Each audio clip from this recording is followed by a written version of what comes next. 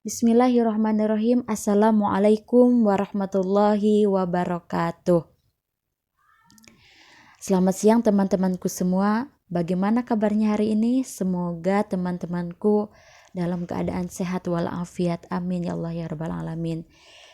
Alhamdulillah, syukur kepada Allah Subhanahu wa taala. Pada siang hari ini kita masih diberikan kesempatan nikmat ya iman, Islam, dan salah satunya nikmat kita kali ini yaitu nikmat bermuajahah dalam thalabul ilmi,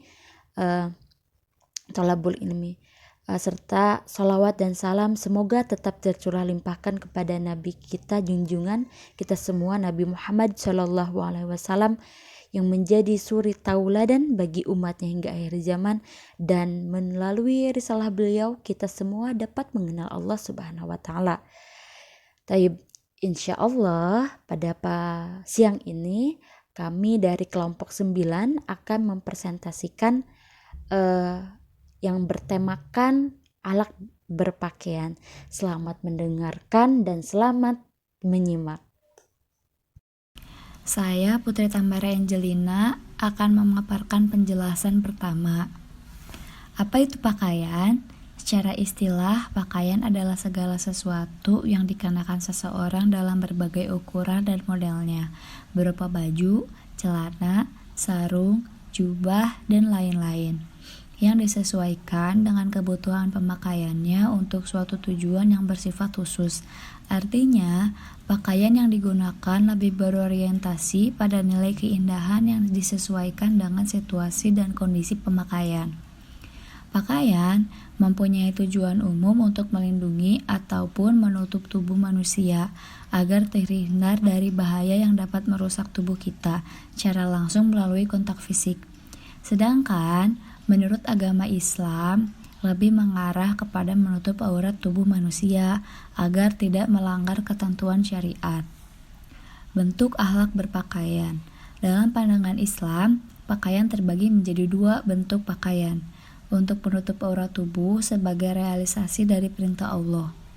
Bagi wanita, seluruh tubuhnya terkecuali tangan dan wajah, dan bagi pria menutup aurat di bawah lutut dan di atas pusar. Batasan pemakaian yang telah ditetapkan oleh Allah ini melahirkan kebudayaan yang sopan dan enak dilihat oleh kita, dan kita pun merasa aman dan tenang karena pakaian yang kita gunakan memenuhi kewajaran pikiran manusia.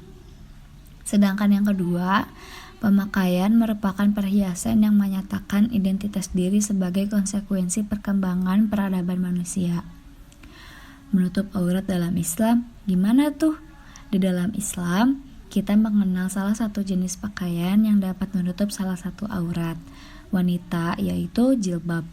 Jilbab mempunyai berbagai ragam jenisnya, tetapi walaupun banyak ragamnya, jilbab boleh dikatakan jilbab apabila dapat menutup aurat dari atas kepala manusia hingga dada manusia, menutup bagian-bagian yang harus ditutupi terkecuali telapak tangan dan muka.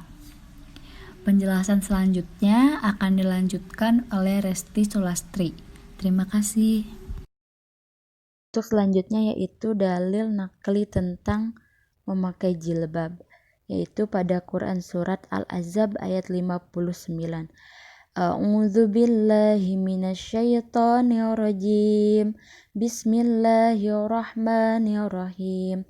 Ya ayyuhan nabiyyu qul li azwajika wa banatika wa nisa'il mu'minin yudnina 'alaihinna min jalabibihin dzalika adna ayyurafna fala yu'dzain wa kana Allahu ghafurur rahim, yang artinya, hai Nabi, katakanlah kepada istri-istrimu, anak-anak perempuanmu, dan istri-istri orang mukmin, hendaklah mereka mengeluarkan jilbabnya ke seluruh tubuh mereka. Yang demikian itu supaya mereka lebih mudah untuk dikenal, karena itu mereka tidak diganggu, dan Allah adalah Maha Pengampun lagi Maha Penyayang. Bisa dilihat pada Quran surat Al-Ahzab ayat 59 ini. Pada ayat terakhir dikatakan Allah Maha Penyayang. Di sini Allah begitu menyayangi kita, terutama pada kaum muslimah. Allah ingin terus melindungi kita dimanapun kita berada, yaitu dengan menyuruh kita untuk menutupi semua keindahan agar kita tidak menjadi sumber maksiat. Na'udzubillah min dzalik. Allah memerintahkan menyembunyikan keindahan agar lelaki itu tidak bisa menjamah dengan nafsu liarnya. Allah menyuruh kita untuk berjilbab agar tidak diganggu, memakai jilbab yang sesuai dengan aturan Allah. Dan pada perumpamaan orang muslimah, seorang muslim memakai jilbab dengan muslimah memakai jilbab itu seperti permen yang dibungkus dan tidak dibungkus. Bisa kita bayangkan, permen yang tidak dibungkus itu begitu banyak disukai oleh semut-semut, dijilati oleh semut-semut, sedangkan permen yang dibungkus itu insya Allah akan terlindungi dari semut-semut itu. Seperti itulah perumpamaan antara muslimah yang menutupi aurat dan dengan wanita yang tidak menutupi aurat. Dan Allah pun sudah membuktikan banyak dari fenomena-fenomena seperti yang terjadi di Amerika, bagaimana seorang muslimah yang tidak memakai aurat diganggu oleh para penjahat, sedangkan mereka wanita yang memakai jilbab dilindungi oleh Allah dengan mereka didatangkan seorang malaikat-malaikat. Dan pada Quran surat ini Allah menjelaskan salah satu fungsi menutup aurat itu yaitu agar mereka tidak diganggu dan mudah dikenal. Seperti halnya setiap individu itu memiliki simbol atau tanda, dan hal ini pun seorang mukmin pun dibuktikan dengan memakai jilbab agar mereka mudah dikenal oleh muslimah yang lain. Dan untuk selanjutnya yaitu jilbab merupakan kain yang lebih besar ukurannya dari kerudung dan menutup seluruh anggota kecuali wajah dan telapak tangan, atau dalam budaya Indonesia jilbab dikenal sebagai baju gamis, sedangkan kerudung adalah penutup kepala yang dipakainya wilayah wajah sampai bawah dada. Menurut Fadwa El-Guindi, jilbab dipandang sebagai sebuah fenomena sosial yang kaya makna dan penuh nuansa. Dalam ranah sosial religius, jilbab berfungsi sebagai bahasa yang menyampaikan pesan sosial dan budaya. Pada awal kemunculannya, jilbab merupakan penegasan dan pembentukan identitas keberagaman seseorang. Selanjutnya, hijab merupakan penutup seluruh anggota badan kecuali muka dan telapak tangan. Hijab lebih sempurna daripada penggunaan kata himar karena meliputi seluruh badan dan termasuk juga perhiasan. Ya, bismillah, saya Nurulia Putri Fatimah Zahra. Di sini saya akan melanjutkan pembahasan mengenai akhlak berpakaian. Kriteria busana muslimah. Yang pertama yaitu menutup aurat.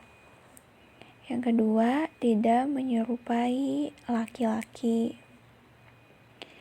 Jadi berdasarkan banyak hadis yang menyebutkan adanya laknat bagi wanita yang menyerupai dirinya dengan kaum pria, baik dalam berpakaian maupun lain. Yang mana hadisnya itu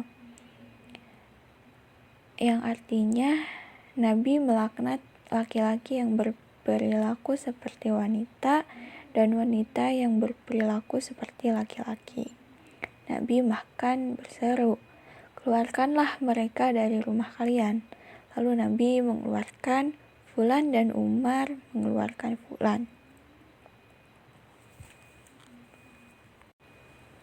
Lalu yang ketiga yaitu tidak menyerupai busana khusus non-muslim, seperti baju-baju yang memang tidak menutupi aurat.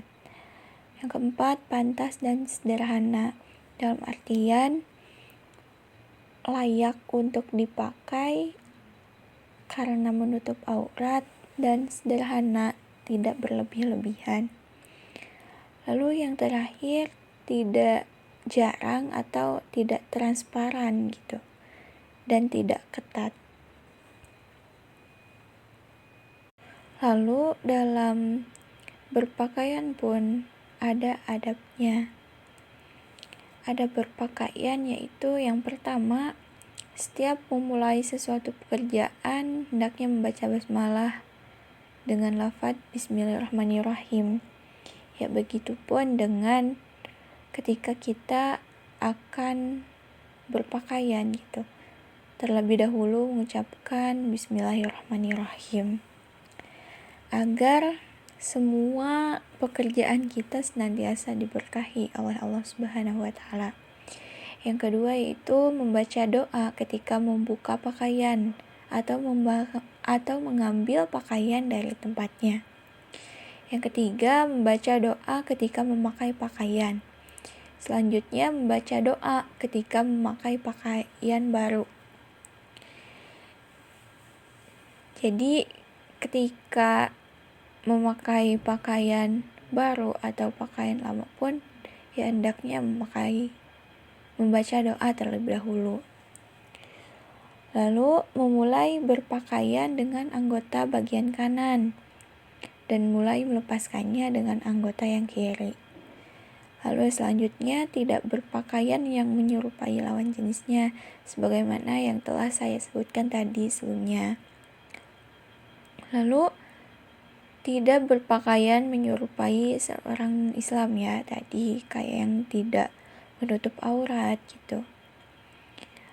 Lalu hendak tidak menggunakan wangi-wangian yang menimbulkan fitnah dan rangsangan nafsu gitu. Selanjutnya hendaklah hijab atau jilbab dan pakaian tersebut menutupi seluruh badan atau menutupi seluruh auratnya. Lalu yang terakhir, pakaian itu wajar dan beradab, bukan berupa perhiasan yang mencolok, yang aneh-aneh, baik potongan maupun memiliki warna-warni yang menarik, yang menimbulkan fitnah dan perhatian.